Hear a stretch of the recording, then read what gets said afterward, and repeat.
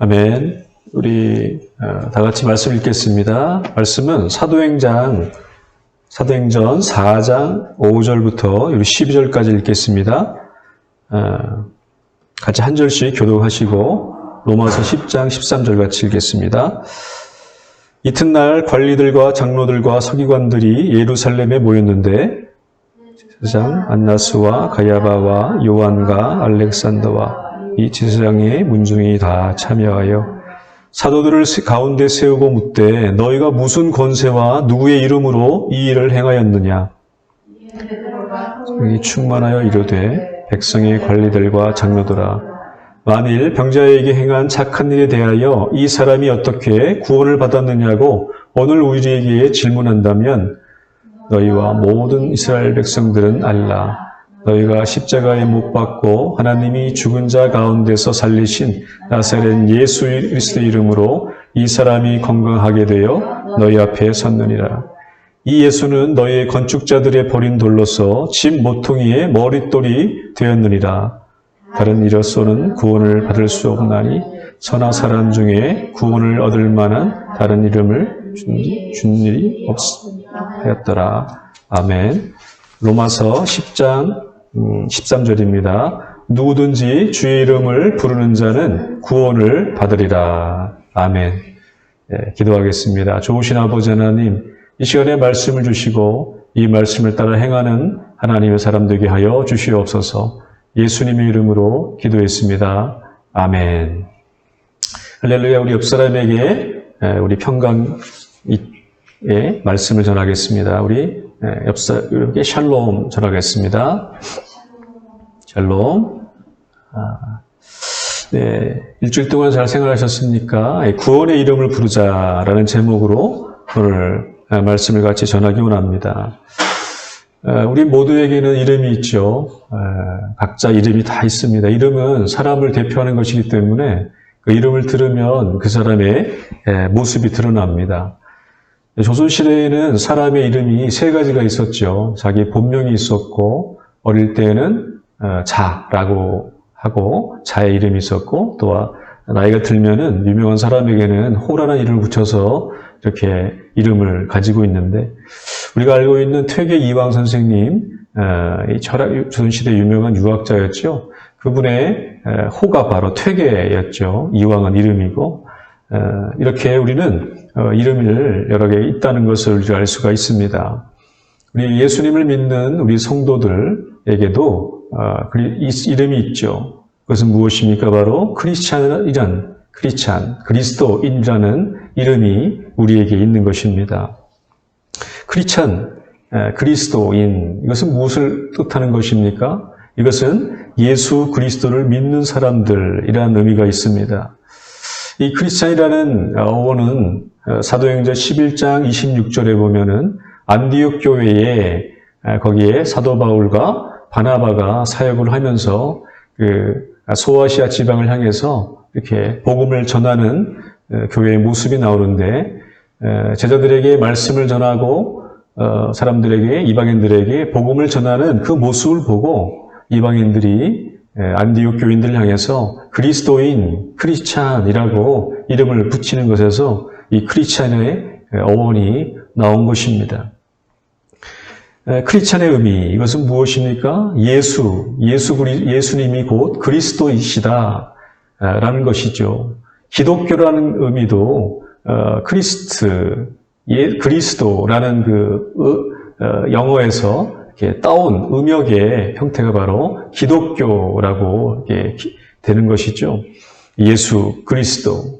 그리스도라는 것이 우리가 무엇인지를 우리가 알아야 되겠습니다. 그리스도라는 것은 바로 기름 부음 받은 자라는 의미가 있습니다. 구약에도 기름 부음 받는 그러한 직위가 세 가지가 있죠. 하나는 왕, 두 번째는 선지자, 세 번째는 제사장들이 그들의 공식적인 지위를 받아서 행사하기 전에 부음을 받고 시작하는 것을 볼 수가 있습니다. 왜 이러한 일을 할까요? 이것은 바로 하나님께서 그것을 하셨다. 하나님으로부터 나왔다는 것을 인정하는 그런 행인 것이죠. 히브리 말로 그리스도를 무엇이라고 합니까? 바로 메시아라는 뜻이죠. 메시아. 이것은 기름 부음 받은 자라는 뜻이라는 겁니다. 기름 부음이라는 것은 하나님의 영광을 상징합니다. 하나님의 영광의 상징이 바로 기름 부음으로 할 수가 있는데, 우리 이스라엘이 출애굽을 해서 광야에서 하나님의 영광을 보게 되죠. 바로 구름 기둥과 불 기둥, 이것이 바로 하나님의 영광을 의미합니다. 하나님의 영광에 의해서 그들은 이끌림을 받아서 광야에 40년 동안 생활한 것을 우리는 알 수가 있는 것입니다. 기름 부음을 받았다는 것은 하나님으로부터 온 자라는 것을 의미한다고 할 수가 있는 것이죠. 그리스도는 바로 하나님으로부터 오게 되는 것입니다. 하나님의 인정한 자, 이것이 그리스도, 기름 부음 받은 자가 라는 것이죠. 그런데 구약 시대에는 거짓 선지자가 많이 있었습니다. 하나님께로부터 온 자가 아닌데도 온 것인 양 이렇게 거짓말을 하고 속이는 그리스도, 속이는 선지자, 속이는 선견자들이 있었다는 것을 우리가 알 수가 있죠. 구약 성경 예레미야서를 읽어보면 예레미야는 구약 이 시대의 유명한 아주 선지자였죠. 이분은 유대인이 멸망당한다, 바벨론에 의해서 멸망당한다는 멸망의 선포자, 하나님의 이런 말씀을 무섭게 이렇게 선포해왔던 선지자였죠. 그렇기 때문에 예레미야는 멸망을 선포하고 재난과 망한다는 것을 얘기했기 때문에 사람들은 그의 말을 참 듣기를 싫어했습니다. 만날 때마다 유대 왕국이 망한다, 바벨론에 의해서 망한다, 바벨론에 의해서 포로가 된다라는 말을 계속 동안 오랫동안 전했기 때문에 그 말을 듣기 싫었던 것입니다. 그런데 반면에 똑같은 선지자였지만 하나님의 말씀이라고 해서 평안의 말씀을 전하는 선지자들이 있었습니다. 결코 유다의 민족은 망하지 않는다, 유대 민족은 영원할 것이다, 평강이 있을 것이다, 평안이 있다라는 말씀을 전했던 선지자들이 있었습니다. 그 선지자가 대부분이었기 때문에 멸망을 선포하고 예언했던 진정한 선지자였던 예레미야를 핍박하고 예레미야는 나중에 옥에 갇혀서 고생을 하는 그런 장면이 예레미야서에 있는 것이죠. 그런데 결국 어떻습니까? 유다는 결국 BC 586년에 망하게 됩니다. 하나님의 말씀을 진정으로 받고 그 말씀을 전하는 것이 선지자가 해야 될 것이죠. 선지자가 하나님의 말씀이 아닌 자기의 말, 그냥 그 시대의 말, 정치적인 말, 사람이 듣기 좋은 말, 사람에게 정말 원하는 말, 그런 말들을 전한다면 그 사람은 하나님으로부터 온 선지자가 아닌 것이죠. 하나님으로부터 온 그리스도가 아니라는 것입니다. 유대인들은 메시아에 대한 대망이 있었어요. 그게 무엇입니까? 메시아가 오리라는 것을 기대하고 소망을 가지고 살았다는 것입니다. 이사야 9장 6절에 이런 말씀이 있습니다. 이는 한 아이가 낳고 한 아들을 주셨는데 그의 어깨에는 정사를 메었고 그의 이름은 기묘자라 모사라 전능하신 하나님이라 영존하시는 아버지라 평강의 왕이라. 이사야가 오래전에 예수님 오시기 전 650년 전에 이 계시의 말씀을 사람들에게 선포했습니다. 메시아가 오신다. 이 이사야 말씀을 듣고 유대인들은 언젠가 이 메시아가 온다는 것을, 진정 하나님의 기름 부으심을 받고 하나님의 정사를 맨 그리스도, 이 메시아가 온다는 그런 마음을 갖고 있었습니다. 이와 같이 그리스도인은 예수님이 곧 그리스도인이라는 것을 전하는 사람이 바로 우리 크리스찬들인 것이죠. 그러면 예수님은 우리가 누구이냐라는 것을 알아야 되겠습니다. 예수님은 구원자이시죠. 예수님은 구원자이십니다. 우리 12절을 사도행전 4장 12절을 같이 읽겠습니다. 다른 이로서는 구원을 받을 수 없나니 천하 사람 중에 구원을 받을 만한 다른 이름을 우리에게 주신 일이 없음이라 하였더라. 아멘. 구원을 얻는 것은 다른 이름으로는 아닌 것이죠. 9절에 이런 말이 있습니다. 만일 병자에게 행한 착한 일에 대하여 이 사람이 어떻게 구원을 받았느냐고 오늘 우리에게 질문한다면 너희와 모든 백성들은 알라. 너희가 십자가에 못 박고 하나님이 죽은 자 가운데서 살리신 나사렛 예수 이름으로 이 사람이 건강하게 되어 너희 앞에 섰느니라. 예, 이 말을 한 것이죠. 이 말의 배경은 무엇이냐면 이스라엘 성전 앞에 한 안진뱅이가 이렇게 앉아 있었어요. 그는 평생 동안 다리가 저려서 말라서 일어서지도 못하고 이동하지 못하는 그냥 나면서부터 안진뱅이였죠. 그런데 예수 그리스도 복음을 전하는 사도 베드로와 요한이 그 성전에 이제 들어가면서 이 안진뱅이를 보게 되었습니다. 이 안진뱅이의 그런 행태가 너무나 불쌍해 보여서 베드로가 마음의 감동을 받아 성령의 감동으로 이렇게 얘기합니다. 은과 금은 내게 없거니와 내게 있는 것을 내게 주노니 곧 나사렛 예수 그리스도의 이름으로 일어나 걸으라. 이렇게 예수님의 이름으로 일어나 걸으라고 했을 때 그 안진뱅이가 벌떡 일어나서 자기의 그런 모든 침상을 다 보내 없이 하고 이렇게 걸어간 것을 봅니다. 이 놀라운 기적이었죠. 이 안진뱅이에게 임하였던 구원은 무엇입니까? 바로 그 안진뱅이의 생활을 청산하고 정상적인 사람의 생활으로 돌아갔다는 것이 바로 이 구원인 것이죠. 이 얘기를 하는 것입니다. 사도행전 4장의 이 배경은 바로 이 배경을 가지고 얘기하는 것이죠. 어떻게 구원을 받았느냐? 이 사람이 어떻게 구원을 받았느냐라고 질문한다면 알라. 예수 그리스도의 이름으로 이 사람이 건강하게 되었다라는 것을 베드로가 지금 말씀하고 있는 것입니다. 예수 그리스도의 이름, 이것이 구원의 방법인 것이죠. 예수 그리스도가 바로 구원인 것이죠. 예수 그리스도의 이름이 바로 구원자의 이름인 것입니다. 로마서 10장 13절에 누구든지 예수의 이름을 부르는 자는 구원을 받으리라. 누구든지 예수의 이름을 부르는 자는 구원을 받으리라. 여기서 누구든지라는 것은 유대인이나 헬라인이나 이방인이나 악인이나 죄인이나 하나님을 떠났던 사람이나 누구든 차별이 없고 예수의 이름을 부르는 자는 구원을 얻는다는 것을 말씀해주고 있는 것입니다. 같이 예배드리고 있는 모든 성도들 가운데 혹시 예수님을 영접하는 것, 이것이 바로 우리가 구원을 얻는 유일한 방법인 것이죠. 구원을 얻는 방법은 영접하는 자, 곧 그 이름을 믿는 자들에게는 하나님의 자녀가 되는 권세를 주셨다라고 요한복음 1장 12절에 기록되어 있습니다. 구원을 얻는 것은 예수님을 믿는 믿음으로 가능한 것입니다. 구원을 받는 것은 바로 예수 그리스도의 이름을 내가 믿는 것입니다. 내 마음에 가지고 오는 것이죠. 즉 예수님을 내 마음속에 영접하는 것입니다. 영접하지 아니하면 하나님의 구원이 없습니다. 예수님의 이름을 내가 믿지 않고 예수님 믿음을 내 마음속에 가지고 있지 않는다면 그 사람은 구원을 받은 자가 아닌 것이죠. 여러분, 예수님의 이름을 영접하셨습니까?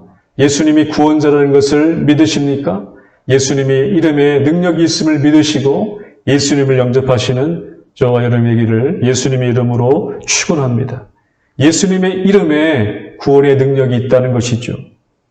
예수님의 능력으로, 예수님의 이름으로 구원을 얻으시는 주님의 축복이 함께하기를 바랍니다.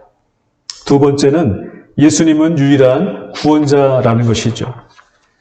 사도행전 4장 12절에 다른 이로서는 구원을 얻을 자가 없나니 천하 사람 중에 구원을 받을 만한 다른 이름을 우리에게 주신 일이 없다라고 했습니다. 이 말은 무엇을 의미합니까? 구원을 얻을 만한 유일한 이름이 바로 예수 그리스도라는 것이죠. 예수 외에는 구원이 없다라는 것을 알라는 것이죠. 다른 이로서는 구원을 얻을 수 없나니 이것을 믿는 사람들이 바로 그리스찬들이지 않습니까? 그리스도인이라는 것은 무엇이냐면 예수님이 곧 구원자이시고 예수님이 유일한 구원자이시는 것을 믿는 사람들이 바로 우리 크리스찬들입니다. 그런데 성도로서 성도임에도 불구하고 이 말에 대해서 거부감을 갖고 이 말에 대해서 우리가 믿지 않고 약간 의심하고 있다면 그 사람들은, 성도들은 구원받은 경험이 있는지를 다시 한번 확인해야 됩니다. 다른 이로서는 구원을 얻을 수 없나니 천하 사람 중에 구원을 받을 만한 다른 이름을 우리에게 주신 적이 없다라는 것을 우리는 믿음으로 고백하시기 바랍니다. 그런데 이단들은 예수 그리스도 외에도 구원을 얻을 수 있다고 얘기를 합니다. 그래서 이단인 것이죠. 신천지, 여호와의 증인, 증산교, 몰몬교, 통일교, 전도관 많은 이단들이 있는데 이들에서 얘기하는 것은 예수님 외에도 자기가 보혜사고 자기가 살아계신 예수고 이렇게 말하면서 사람들을 속이고 사람들에게 거짓된 말을 하고 있는 것을 볼 때 우리는 다른 것을 전하는 사람들이 많다는 것을 우리는 알 수가 있는데 조심하고 분별해야 됩니다. 또한 현대를 포스트 모던 시대라고 합니다. 포스트 모던이라는 것은 현대를 지난 이후의 삶이라는 것이죠. 현대 시대 이후에 우리의 삶은 지금의 우리가 살고 있는 이 시대가 포스트 모던 시대인데 이 시대의 특징은 무엇이냐면 절대적인 진리가 없다고 가리키는 것이죠. 진리는 절대적인 것이 없기 때문에 상대적이다라는 것이죠. 그 말은 무엇입니까? 하나님이 그러한 유일한 존재하신다는 것을 믿지 않는 것이죠. 성경에 있는 말씀들을 진리로 알지 않는다는 것이죠. 이렇게 절대적인 진리가 없고 상대적인 진리가 득세하는 세상, 이것이 바로 포스트 모더니즘의 시대인 것입니다. 그러나 이러한 사상들은 사탄이 주는 것입니다. 사단이 속임수인 것이죠. 이런 거짓말에, 이런 속임수에 우리는 속과 넘어가지 않아야 되겠습니다. 그러기 위해서 우리 영적 분별을 가지고 이것에 깨어 있어야 되는 것이 필요하시죠. 진리는 하나가 아니다. 진리는 여러 가지다. 절대적인 진리가 없다. 이러한 것은 잘못된 것입니다. 하나님은 절대적인 존재이시죠. 그런데 사탄은 항상 그것을 무너뜨리려고 하고 사람들을 믿지 못하게 하고 믿은 자를 믿지 못하게 하는 그러한 사단의 속임수가 있다는 것입니다. 지금 코로나19 때문에 수많은 하나님의 사람들이 예배를 드리지 못하고 잘 드리지 못하고 인터넷으로 또한 그러한 간략하게 예배를 드리는 이런 시대에 우리가 살고 있지 않습니까? 그런데 참 이것은 어떻게 보면 우리 성도들에게 하나의 시험거리가 될 수가 있고 자기의 신앙을 한번 테스트해보고 점검해 볼 수 있는 아주 좋은 하나의 리트머스 시험지와 같은 상태인 것을 우리가 알 수가 있습니다. 우리의 신앙을 한번 점검해 봐야 됩니다. 우리 이런 어려운 시절 때 하나님께 돌아오고 하나님께 나아가는 것이 필요한 것이죠. 구원을 받는 유일한 길은 하나님을 믿지 않는 것에 돌이켜 회개하고 예수님께서 하나님이 보내주신 구원자이심을 믿는 것, 이것이 중요한 것입니다. 이러한 간단한 진리, 이러한 간단한 말씀을 우리가 받아들이지 못하고 이러한 것들을 믿지 못하는 이유가 있는데 왜 우리는 이 신앙생활에서 이렇게 승리하지 못하고 있는 것일까요? 우리 마지막으로 세 번째는 예수님을 입으로 시인해야 된다는 것을 기억해야 됩니다. 로마서 10장 10절에 사람이 마음으로 믿어 의에 이르고 입으로 시인하여 구원에 이른다고 말씀하고 있습니다. 이 로마서의 말씀은 참 우리 기독교 신앙의 가장 핵심, 정수 중에 하나인 것이죠. 사람이 마음으로 믿어 의에 이르고 입으로 시인하여 구원에 이른다. 이 말씀은 반드시 기억해야 되는 말씀입니다. 우리의 구원을 받는 것은 마음으로 믿는 것이죠. 믿음에 의해서 우리가 의인이 되는 것입니다.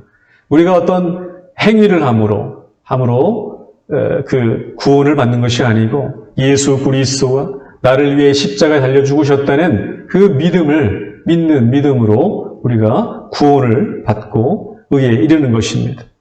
그런데 사도 바울이 이 10장 10절의 말씀, 사람이 마음으로 믿어 의에 이르고 입으로 시인하여 구원에 이른다라는 것의 뜻은 무엇이냐면 신앙생활에는 두 가지 방면이 있다는 것을 알려주는 것입니다. 하나는 마음의 신앙과 다른 하나는 선포의 신앙, 마음의 신앙과 선포의 신앙이라는 것입니다. 사람이 마음으로 믿어 의에 이른다라는 것은 우리 마음의 신앙인 것이죠. 예수님을 내 마음속에 구주로 믿고 예수님이 나의 삶의 구원자라는 것을 믿음으로 믿는 것, 이것은 바로 우리의 마음의 신앙인 것이죠. 이것이 기본이 되어야 됩니다. 주님이 나의 영접하는 것, 영접함으로 내가 예수를 믿는 것에서부터 우리 신앙이 시작되어지는 것이죠. 네, 그것이 바로 우리 마음의 신앙. 그런데 다른 방면의 신앙이 또 있다는 것을 기억해야 됩니다. 입으로 시인하여 구원에 이른다. 사실 이것이 더 중요한 것이죠. 이것은 성화의 단계입니다. 우린 구원을 받고 예수님 믿고 칭의를 당해서 의롭다함을 칭한 이후에 이제 우리의 생활이 시작되는 것이죠. 우리의 신앙생활이 시작되는데 영접한 이후에 우리 신앙생활이 있다는 것인데 이것은 바로 예수님은 주님이시라는 것을 시인하라는 것이죠. 시인한다는 것은 바로 영어로 professed, 또 헬라어 말로 호몰로게오라는 뜻인데 이 단어는 동의한다, 고백한다, 선포한다. 이런 의미가 있습니다. 여러분의 신앙의 모습을 한번 살펴보십시오. 여러분 주님을 시인합니까? 여러분은 주님을 시인하는 신앙을 갖고 있습니까? 어려운 일이 있을 때 주님을 신뢰합니까? 아니면 다른 것을 먼저 찾습니까? 여러분이 아프고 병들고 어려움을 당할 때 여러분들은 하나님을 찾습니까? 아니면 병원을 가야 되겠다고 먼저 그런 일이 생깁니까? 또 어려운 일이 생길 때, 우울할 때 하나님께 기도하십니까? 아니면 친구를 찾거나 다른 위안거리를 찾지 않습니까? 어느 쪽에 속해 있습니까? 여러분은 우리가 입으로 시인한다는 것, 이것은 우리의 언어 생활과 관련이 있는 것이죠. 우리의 말의 습관이 참 중요합니다. 어려운 일이 있을 때도 하나님께 감사합니다. 하나님이 하실 것입니다. 하나님께서 이루실 것입니다. 전혀 문제가 없습니다. 이렇게 말씀하십니까? 아니면은 나는 왜 이럴까? 왜 되는 일이 없을까? 왜 재수가 없을까? 정말 안 될 거야. 이런 부정적인 말을 하는 겁니까? 입으로 시인한다는 것은 그 마음에 있는 것을 드러내는 것입니다. 마음에 성해져 있는 것이 그대로 밖으로 드러나는 것이 우리의 말로, 습관으로 나오는 것이죠. 사도 바울은 마음으로 믿어 의에 이르고 입으로 시인하여 구원에 이른다고 했습니다. 입으로 시인한다는 것은 참으로 어려운 일이죠. 그런 경우가 더 많이 있습니다. 그런데 우리의 신앙생활은 입으로 시인하는 이러한 생활이 같이 함께 해야 된다는 것이죠. 왜 내 믿음은 이렇게 잘 자라지 않을까? 왜 믿음의 확신이 없을까? 왜 주님이 살아계신 것과 주님을 경험하는 것을 내가 왜 체험하지 못할까? 왜 다른 사람들은 주님을 잘 믿는데 나는 내 마음속에 이렇게 초라할까? 이렇게 생각하고 있는 사람에게 있어서 이 말씀을 기억하시기 바랍니다. 입으로 시인하여 구원에 이른다. 우리 입술의 모든 그러한 습관들이 하나님을 인정하고 내가 하나님을 찾고 어렵고 힘들고 외로울 때 주님께 찾아가는지 입으로 시인하는지 주 예수의 이름을 부르는지 이것을 먼저 점검하시기 바랍니다. 그렇지 않는다면 오늘부터라도 이러한 생활을 하시는 여러분이 되기를 바랍니다. 입으로 시인하여 구원에 이르는 것입니다. 내가 하나님께서 하신다. 하나님께서 작정하시고 이루신다. 주님께서 힘을 주실 거야. 주님께서 하실 거야. 항상 감사하는 마음들이, 그런 말들이 우리 가운데 있어야 된다는 것이죠. 이것이 우리 신앙생활을 승리로 이끄는 유일한 길입니다. 주의 이름을 시인하십시오. 주의 이름을 부르십시오. 어렵고 힘들고 낙담할 때 다른 것을 위안하지 마시고 주의 이름을 찾는 저와 여러분의 길을 예수님 이름으로 축원합니다. 결론입니다. 예수님의 이름은 천하에 하나밖에 없는 유일한 구원의 이름입니다. 이 이름을 부르는 자는 구원을 받습니다. 그 이름에 하나님께서 부여주신 권세가 있기 때문이죠. 어렵고 힘들 때 어려울 때 예수의 이름을 찾고 부를 때 하나님께서 그 이를 부른 자들에게 구원을 주시고 그 이를 부른 자들에게 주님께서 큰 권세 주실 줄 믿습니다. 그럴 때 하나님의 영광이 함께 하실 것을 믿습니다. 이렇게 믿는 저 여러분이 되기를 예수님의 이름으로 축원합니다. 아멘. 우리 기도하겠습니다. 아버지 하나님 감사합니다. 주의 말씀을 듣고 주 앞에 나갈 수 있도록 하나님 도와주시니 감사합니다. 예수님이 나의 구원자이시고 나의 힘이시고 능력인 것을 믿는 하나님의 사람 될 수 있도록 도와주시옵소서. 예수님 이름으로 기도했습니다. 아멘. 좋으신 아버지 하나님께 찬양과 존귀를 드립니다. 아버지 하나님, 주의 말씀을 듣고 또한 주님께서 유일하신 구원자이신 것을 믿고 영접하는 자, 곧 그 이를 믿는 자들에게는 하나님의 자녀가 되는 권세가 있다는 것을 믿고 아버지 앞에 나아가는 귀한 복된 하나님의 성도들 될 수 있도록 축복하여 주시옵소서. 이제는 우리 주 예수 그리스도의 그 무한하신 은혜와 하나님 아버지의 무한하신 사랑과 성령님의 교통하심이 오늘도 주님의 말씀을 들고 세상에 나아가는 우리 주의 뜰교회 성도 한 사람 한 사람에게 지금부터 영원까지 함께 하시기를 예수님의 이름으로 간절하게 축원하옵나이다.